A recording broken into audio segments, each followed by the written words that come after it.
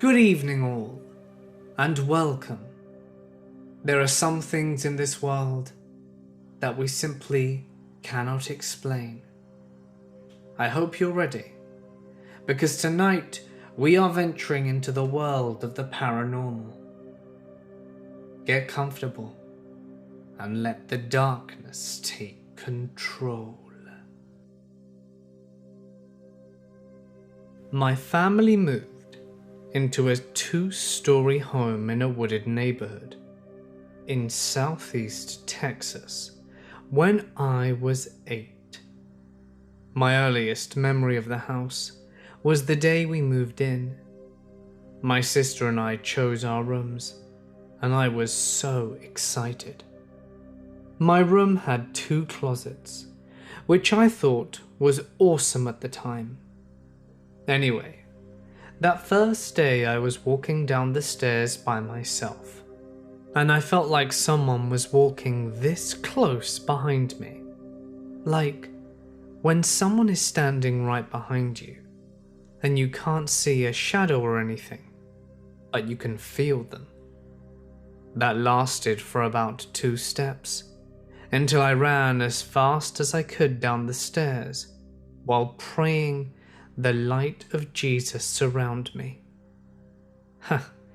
It sounds so stupid now, but it was the first time I was ever scared of anything like that. Most of everything else happened when I was older, but looking back, that was mild compared to how I eventually felt in the house. Some background. The downstairs of the house was open with a lot of windows. The stairs were right in front of the door, and it was more like a stairwell because they were flanked on either side by walls, not a railing like my house now. And they were designed like this: go up 8 stairs, turn, go up 8 more stairs, and now you're upstairs but facing a wall and have to turn again to get anywhere.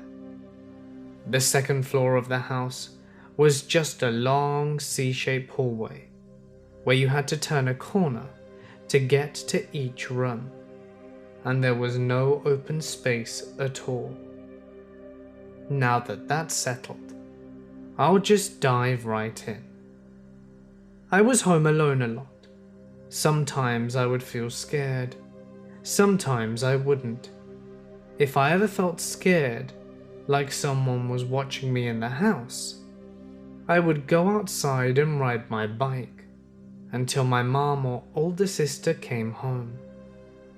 I was always uneasy while going down the stairs. As I got around age 12 and older, it got worse. Here are some examples. Sitting at the desk doing homework one night while facing the wall. I was babysitting my little brother, and I feel him sneaking up behind me, pinching the fat on my hip really hard. I immediately spin around to slap him, but he's not there. He's across the house in the kitchen. Another instance. I had a bunk bed that was a desk on the bottom, so I slept up high. When I was ready to turn the light off, I would just reach through the railing and pull the chain. One night I'm laying there reading, and the light goes off. Thinking it's my sister's boyfriend messing with me, as it's not uncommon, I say something to him and reach through the railing to turn the light back on.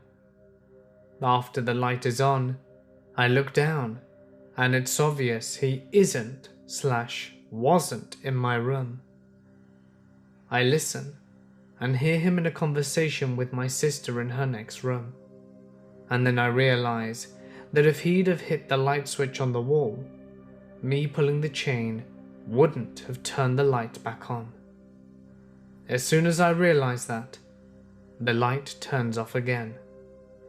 I'm too scared to do anything, so I go back to sleep. The next one is a bit hard to explain, but in the house I would just get so scared. For sure, I was a scaredy cat, And also, our home life was pretty terrible with my stepdad. So my mom, sister and me did have actual fear most of the time he was home. But the creepy someone is watching me / something is in my room fear felt much different than the fear I had of the tangible person and events in front of me with my stepdad. So I don't know, maybe it was a way of coping. Sometimes I would be downstairs at night for about 3 hours, whilst everyone else was asleep. I'd just be watching TV or whatever, when all of a sudden I would feel so scared that I couldn't even turn my head, like something was right on my shoulder or my neck. I would call the house phone from my cell phone, so my mom would wake up and come downstairs to get me. This was happening when I was about 15. This one isn't about me, but my mum. Of course, she didn't tell me this until after we'd moved, because she knew how scared I was of the house. I was 14 when she and my stepdad got a divorce, and one night, all the kids were at grandma's, and she came home from work after dark. She was scared of him being there waiting for her, so she checked all the rooms, closets and under the bed, and closet under the stairs, which by the way had a manual lock on the outside doorknob since before we moved in, even the attic. When she got done with the attic, she came downstairs, and all my brother's toys were going off. She had to take the batteries out of them to make them stop. Speaking of the attic, screw that attic. It was right outside my room, and I used to freak myself out imagining how scary it would be if I heard something walking around up there, since my bed was so close to the ceiling. Of course, I never actually did hear anything, but you could not pay me $1 million back then to go into the attic. Even helping out with getting Christmas decorations when my whole family were there together participating was a hassle. I couldn't be the one to actually go up, and it gave me the worst gut-wrenching vibes just looking in there. I would walk down the hallway to where my room was, but just had to run past that underneath part of the attic door. And I was not a childish teenager. I had a job, boyfriend, all of that. I also used to catch things in the corner of my eye. All the time. It seems like I was always glimpsing something and immediately looking over when nothing was there. Little black bugs or wisps, sometimes bigger black things, moving, but always out of the corner of my eye. This never happened at school or at my friends' houses.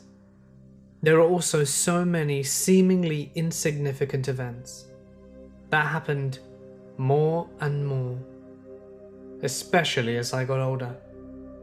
Lights turning on and off, things getting lost, constant noises in the house, and having my hair and neck touched, and all of that. On the top of feeling like someone who really just hates me is watching me the whole time.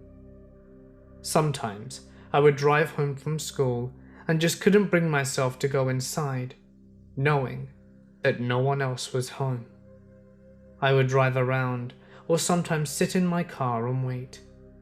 Eventually my mum got a new boyfriend across town, and I spent as much time as I could over there. His house was like a heaven. I could be there all alone and just feel totally fine and normal. So the last thing that happened before we moved? One day it's summer. My mum's at work and I am home alone cleaning my room. I had music blaring out at full volume, because at the time I learnt that it would drown out any noises in the house coming from down the hall or downstairs. I had a big bag of trash that I was carrying through the hallway to take downstairs, and every time I walked down the hallway, I would always look in my mum's room on purpose, because there was a mirror in her room facing the door. and if I didn't look in the mirror on purpose to watch myself pass by, I would see my reflection passing in the corner of my eye, and it would spook me. I know I was weird. I had anxiety and was a teenager. So I leave my room, run past the attic, look at the floor until my mum's room, look up to see myself in a mirror, but I don't. Her doorway is blocked by this tall black hole. I call it a hole because it had no substance, but even though it had no substance, it was there. The hallway was so freaking narrow, I'd almost walked right into it. It was so close to me that in that split second of looking at it and being close to it, I felt like my family had died and God wasn't real. You know those disappointing and horrifying feelings that you feel right in your gut? I felt it, as if I'd seen something really scary or gory that I did not mean to see. I hope that makes sense, but needless to say, I was beyond scared.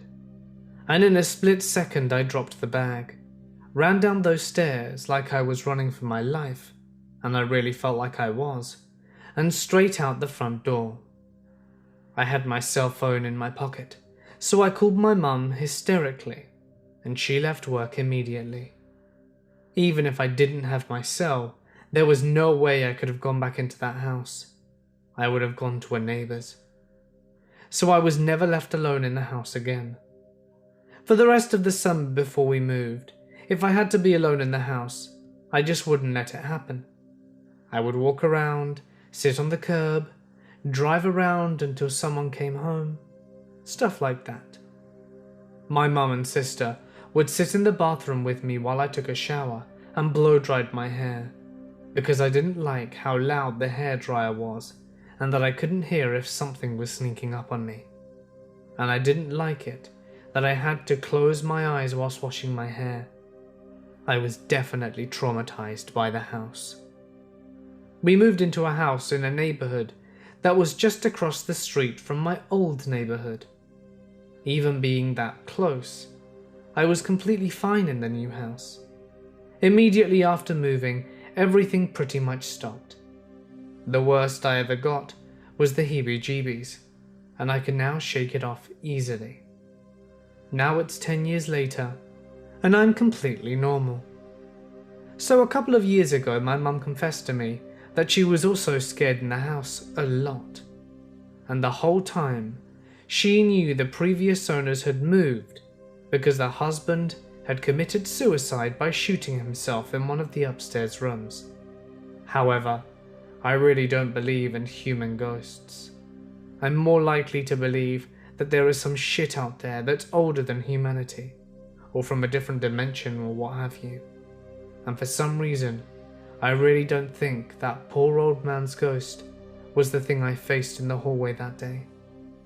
My mum's friend at the time thought it had to do with Native American bad spirits or something, as our region was known to be Karankawa territory a long time ago.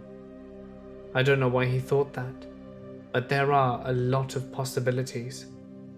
Who knows?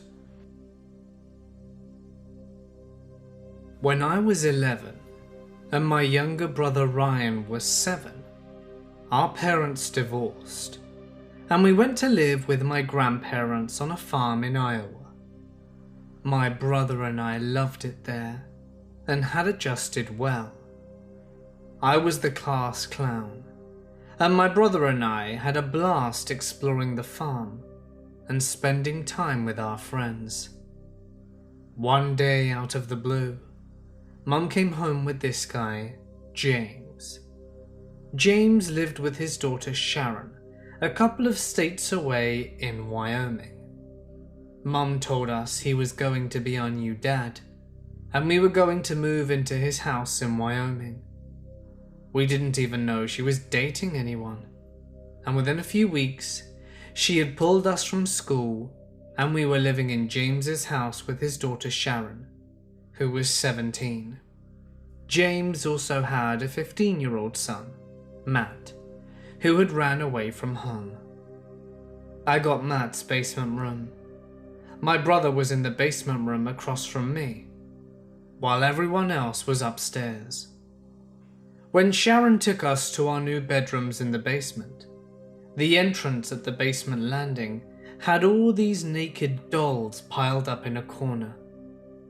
My brother Ryan and I were like, "What the crap are these?" Sharon said that her brother Matt used to take the dolls and torture them. They were all naked, with some arms or legs missing. Even some had burn marks on them. Being in 6th grade, I thought it was kind of like blowing up army men with firecrackers, trying to justify it into my 11-year-old mind. Sharon then took us to our rooms. It was a pretty small basement with only 2 bedrooms, with cold concrete floors. And it was the 80s, so the house was not well insulated, and I always remember it being cold in the basement. There was a massive metal door that connected the garage to the basement, so you could exit the basement by the garage stairs or the stairs from the upstairs. The basement garage door was very hard to push open and shut, as they had put a big insulation strip around it and under the door to keep the cold air out. Being 11 and weighing 100 pounds soaking wet, I had to lay my shoulders into it just to open and shut it. But it was a quick way out of the house. We often went out this way, so we didn't have to go upstairs where Mum, James and Sharon would be. Ryan and I spent as much time outside of that house as we could, either exploring the barn that James had on his property, or walking across the road, as there was a huge open pasture right next to his property. My brother Ryan and I were pretty innocent about many things. We were still pretty silly, and everything was funny to us. Or we did stupid things, like the kids in the movie Stand By Me. If you've seen that, James is our new dad, and he was the opposite, a disciplinarian. We had to eat every piece of food on our plate, or sit there for hours at the table if we didn't. For example, they made us eat summer sausages that they had made for almost every meal for a month. I think they were trying to get rid of it at that point, as they'd made too much. We hated it, but James and my mum really didn't care about that. It makes me want to gag thinking about it all these years later.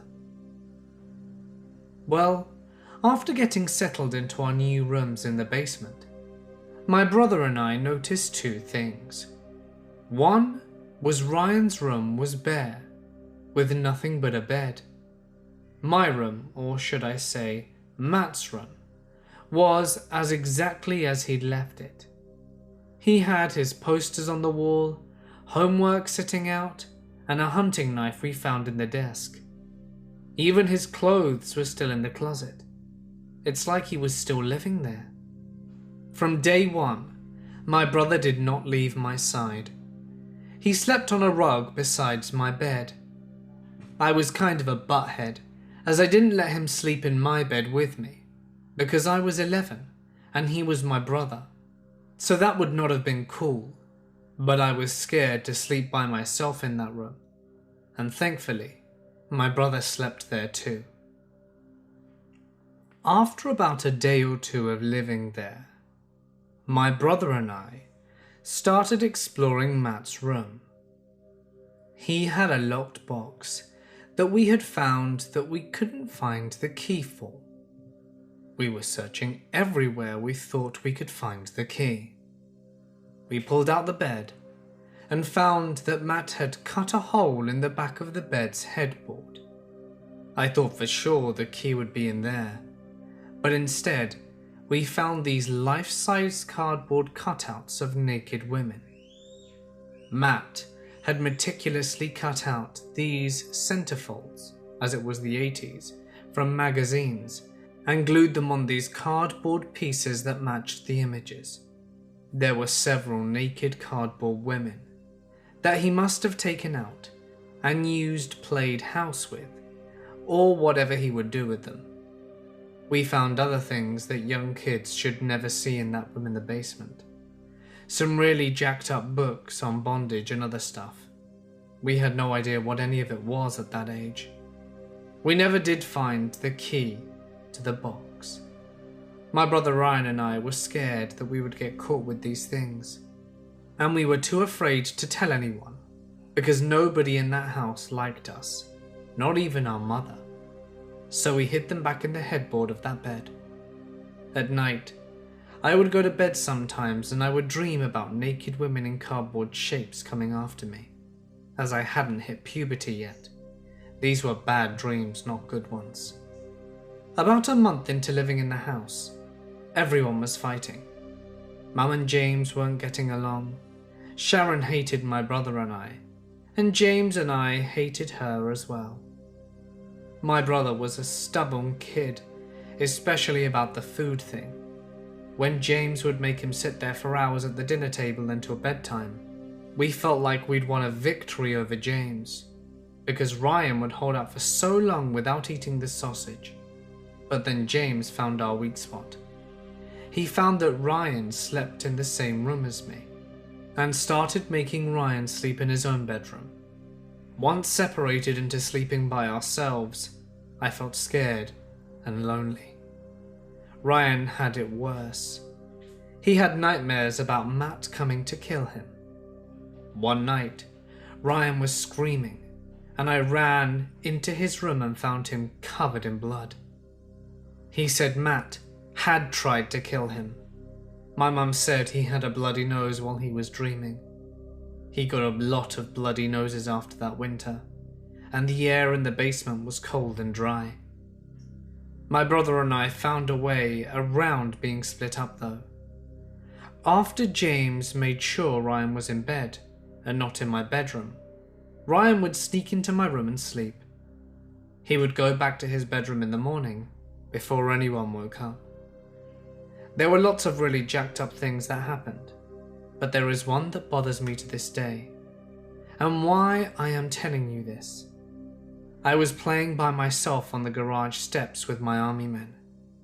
I had opened the big heavy metal door and was just playing with the army men. I was the only one in the house for whatever reason, and for some reason I grabbed a couple of the dolls that were lying around in the corner, and at first I made them part of the army war, but then I made them kiss. I'm not sure why I did that. Like I said, I wasn't really into girls or had hit puberty yet. All I knew at the time is that the giant metal door behind me slammed shut. The door that I could barely nudge just slammed shut 2 feet behind me. I'm glad I was the only person there, and I knew there was no way that door would shut by itself. I was so scared, I just acted like I was still playing army men for about 5 seconds, then ran up to the garage stairs as fast as I could, thinking at any moment something was going to grab me before it made its way out of the house.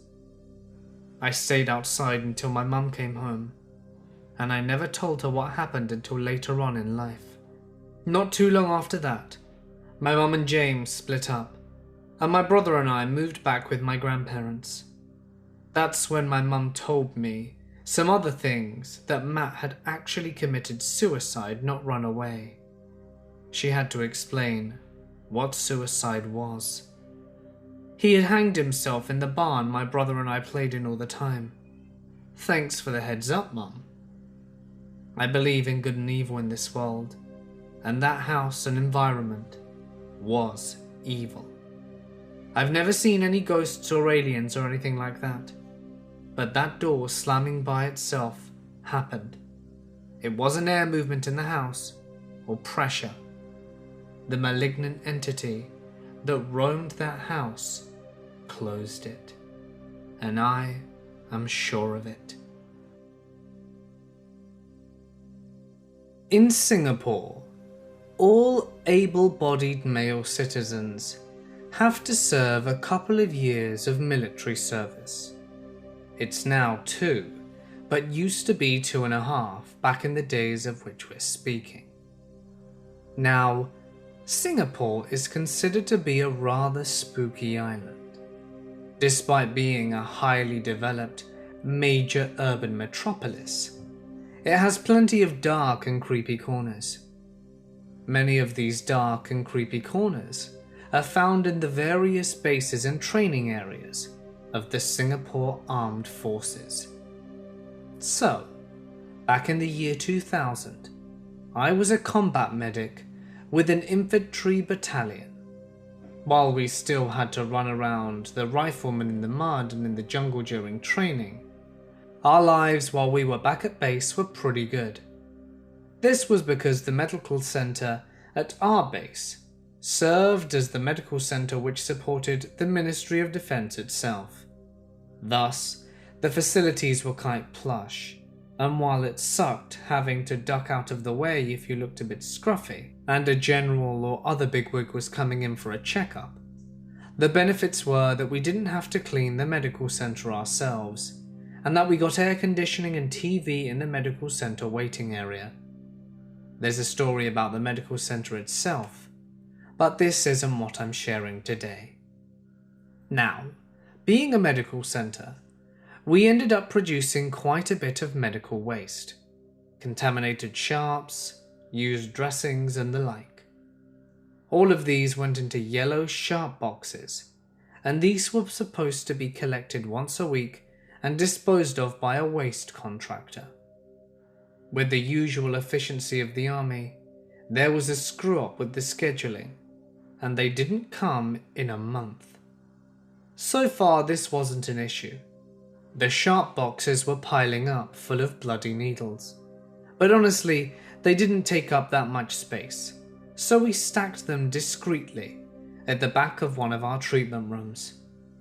Unfortunately, it was around this time that a newly incoming bigwig with too much time on his hands decided that he wanted to conduct a series of inspections of the medical centres.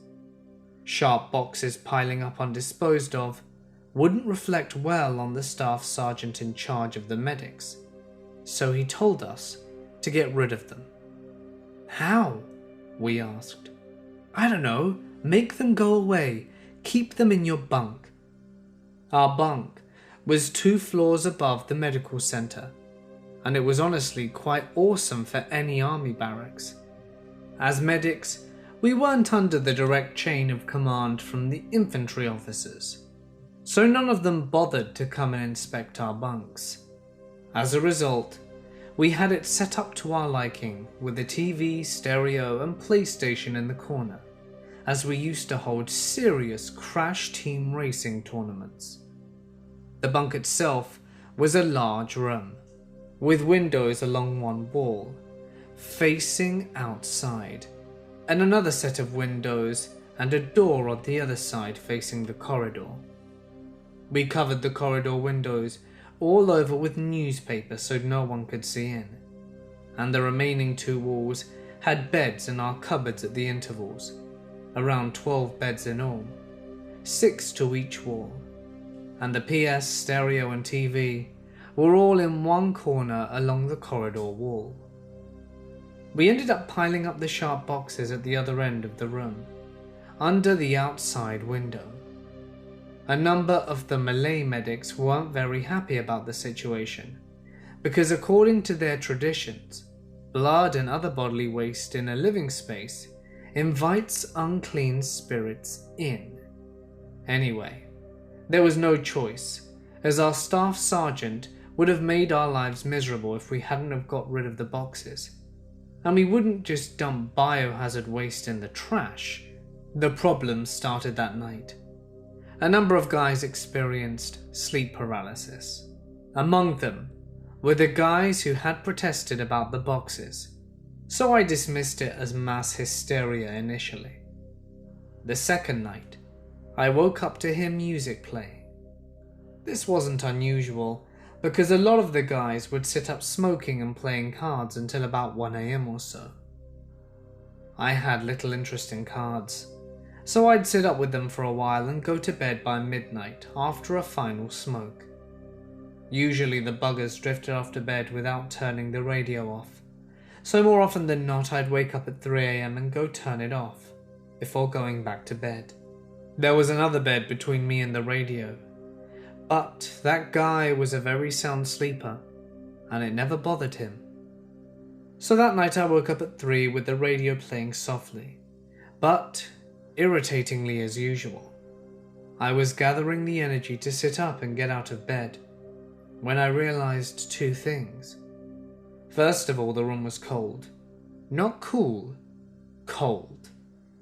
There we were, 1 degree above the equator, in June, in a room cooled only by fans, and it felt cold. Secondly, the radio was changing channels. This wasn't a set with remote controls or anything. It had a solid slider which you moved to change frequencies. It wasn't just moving up and down though through the channels. It was pausing on certain stations, not just the English language stations which we all listen to, but the oldie stations, featuring classical Malay and Chinese songs from the 50s and 60s, like an old man trying to find a channel he liked. I still figured that it was one of the guys listening to the radio in the dark for some reason, so I sat up and looked over. There was no one in front of the radio. It was dark, but there were some lights filtering through from the street lamps outside, and from the corridor. I would have at least been able to see a silhouette if anyone had been there. Nothing. Just a frigid room with a radio which was changing channels by itself.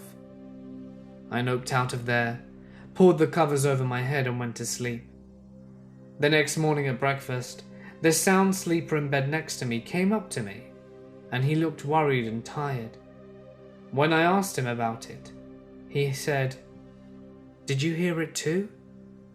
He refused to say anything else about it.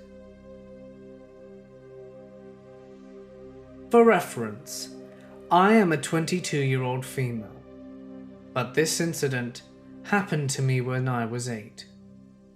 I do 100% believe in the paranormal, but I do not go to graveyards at night or allegedly haunted buildings, and I definitely do not play with Ouija boards.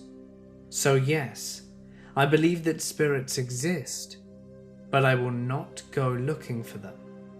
I prefer to let them be. I'm actually petrified of the paranormal, and to be honest, many people don't understand why. Let me give you a bit of background before starting with the incident that occurred to me. My grandpa was diagnosed with cancer when I was 12. The tumour had been growing near his stomach, and had disguised itself by looking like my grandpa had a beer belly. However, it was actually a tumour the size of a soccer ball. He was told he only had a few months to live, but he was a very strong man and was willing to fight through it. He ended up living for 6 more years, and I remember how he could not do anything without assistance, including eating. A few days later, he passed away in his own bed. He had insisted that he die in his own home and not in a hospital. The day he died, my mother told me to go see him. She had a feeling that he wasn't going to survive for much longer, and it turns out that she was right. Unfortunately, by the time I arrived at the house, he had already passed. I walked into his bedroom and saw my grandpa lying on the floor. This was the first time I had seen a dead body. My grandma was absolutely beside herself, in hysterics, and for a few days after, she was not dealing with the death well, crying every time his name was brought up at family dinners, when we would acknowledge that he was still with us in spirit. She would make gruesome comments, where she would say that she doesn't think life is worth living without my grandpa, and that she should just slit her wrists. Things only got worse.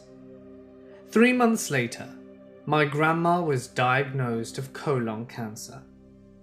Now, she isn't the most positive person at the best of times, but now having to deal with the death of her husband and trying to be strong and positive with the cancer, it was very lucky that the doctors caught it when they did.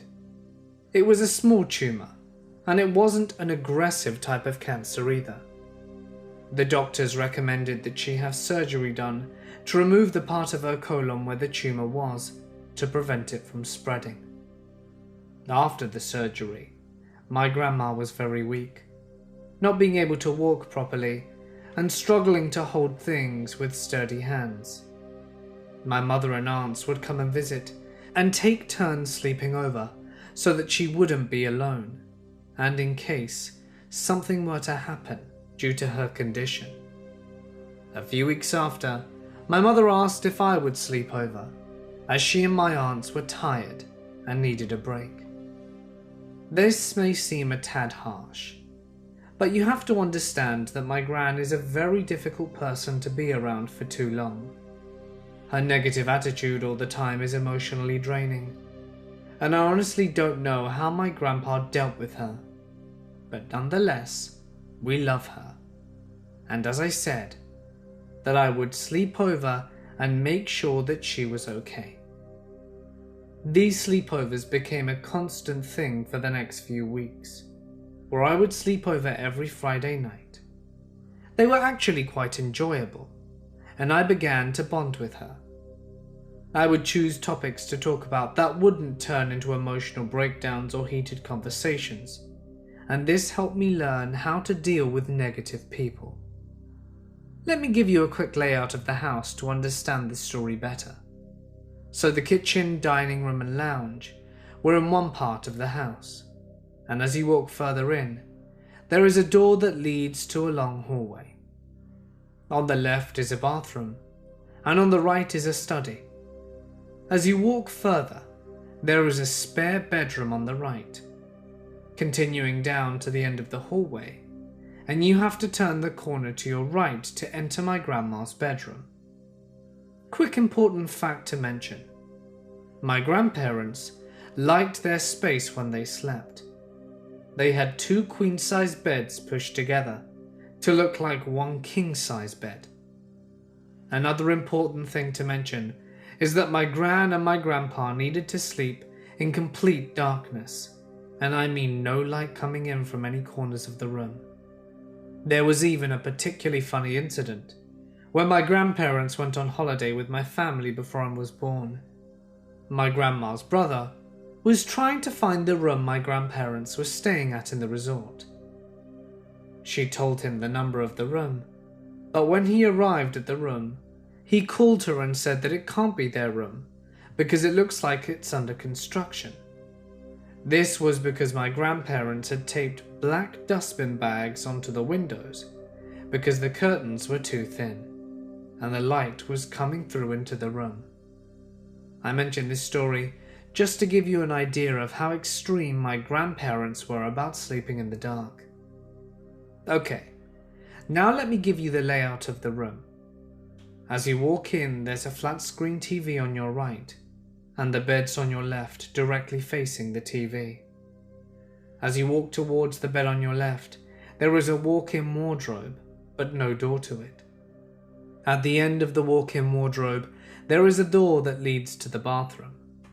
Now that the layout is complete, I can get on with the story. One Friday night, I was sleeping over as usual. I was in my grandpa's side of the bed, and my grandma was in hers. We watched some TV and chatted about how I was doing in school, and she told me about the YouTube videos she liked to watch that were basically babies and puppies playing with each other. Once we finished chatting, we turned off the lamps and went to sleep. A few hours later, I woke up because I saw a light coming from down the hallway. I was very confused as to where this light was coming from. The light got brighter and moved as if closer to the bedroom, and finally, This light floated into the bedroom and hovered in front of the TV. I sat up, and my eyes widened as I stared at the glowing orb. I was in absolute shock, and I froze. After a few seconds of staring at the floating ball of light, it flew at me with immense speed, and before I knew what was happening, the orb had pushed me down and was on top of me. I could not move any part of my body except for my eyes and mouth. I tried to scream, but nothing came out. Not only was I paralyzed, but while this orb was hovering over me, I had this intense feeling of tingling all over my body. I felt like there was electricity coursing through me. So I just lay there completely helpless, praying that this would end soon. After about 5 minutes, the orb disappeared, and I could move and talk again. I spent the rest of the night in my grandma's bathroom with the lights on, and closed the door so I wouldn't wake her. The next morning when it was light, I got back into bed, and she complained how she didn't sleep well because of the light from the bathroom was bothering her. I didn't mention what had happened, because I didn't want to scare her. So I had breakfast with her, and went straight home. This all started when I was about 7 years old. I had just moved out of my sister's room and was sleeping alone in my own room. I fell asleep pretty easily. Note that my door was open, but my parents didn't want it closed for the first few nights. The next thing I remember was I was having a vivid dream of cowering in my bed, afraid of a killer that was downstairs. I slowly heard footsteps come up the stairs, creaking with every step. The killer had finally made it to my doorway, and he looked like a huge shadow figure carrying a knife. He stood in my doorway for about 10 seconds, and then started to yell at the top of his lungs. I woke up for a split second after he began to yell, and it jolted me awake. As I was slipping between dreaming and consciousness though, I noticed the shadow man begin to slam my door. And just as I became fully conscious, the door in my room slammed shut. It was as if the shadow man slammed it in my dream, but also slammed it in the real world. I was petrified, and my parents came running into the room. To this day, they think I did it, but I didn't. For the next few years, late at night, I would occasionally catch a glimpse of the shadow killer while fully awake. I would turn my head from one side to the other, and as I turned, my eyes would pass down the dark corner of the room. There I would see him, only for a split second. He would always be staring at me, in the act of moving something. I would do a double take, and he wouldn't be there. Every time though, whatever he was moving would continue to move. Sometimes it was a book falling off my desk from him nudging it. Sometimes a paper would slide across my bed from him slightly tossing it. I would always catch the tail end of these acts. All of this made me a nervous wreck. Ever since it started with that first dream, the sightings became more and more frequent. In the beginning, it was maybe just once a week, every few weeks, and then once a week, and then every few days. One fateful night though, something changed. I saw him like usual, in the dark corner of our dining room, which was a very large room, while I was coming down from upstairs. Like always, my glance shot right past him, and I went to double take. Only this time when I looked back at him, he was still there. I instantly stumbled backwards with my back landing in the highest stairs behind me. The breath was taken right out of my lungs, and I was petrified and couldn't move a muscle. All he did was stare at me. I couldn't make out any of his features. The corner of our living room was very dark, and I only looked away for about 15 seconds, and when I looked back, he was gone. This is when I knew for sure that I wasn't crazy.